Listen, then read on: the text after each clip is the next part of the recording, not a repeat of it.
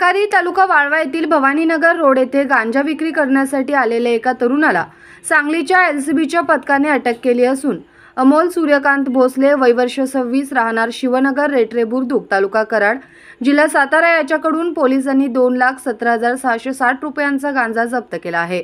सांगली जिल्ह्याचे पोलीस अधीक्षक संदीप घुगे यांनी स्थानिक गुन्हे अन्वेषण शाखेस अवैध धंद्याची तसेच अंमली पदार्थ बाळगणाऱ्या इसमांची माहिती घेऊन त्यांच्यावर कारवाई करण्याचे आदेश दिले होते।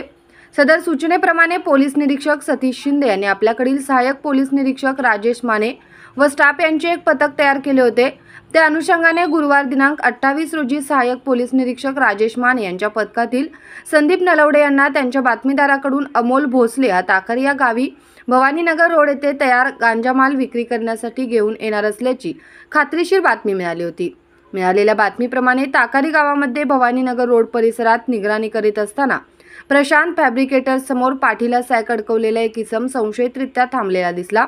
त्याच्या बातमीप्रमाणे संशय आल्याने सहाय्यक पोलीस निरीक्षक राजेश माने व पथकाने सदर इसमास पळून जाण्याची संधी न देता त्याला ताब्यात घेऊन त्याच्याकडे अधिक चौकशी केली असता त्याचे नाव अमोल सूर्यकांत भोसले असल्याचे त्याने सांगितले।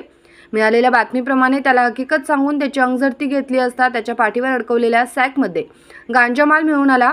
सदर गांजाची किंमत 2,17,660 रुपये असून काळपट हिरवट रंगाचा गांजा सदृश्य वनस्पतीचा पाला गोणीसह 7 किलो 232 ग्रॅम वजनाचे त्यासोबत 700 रुपये किमतीची काळ्या पिवळ्या रंगाची स्काय बॅग असा मुद्देमाल पोलिसांनी हस्तगत केला आहे।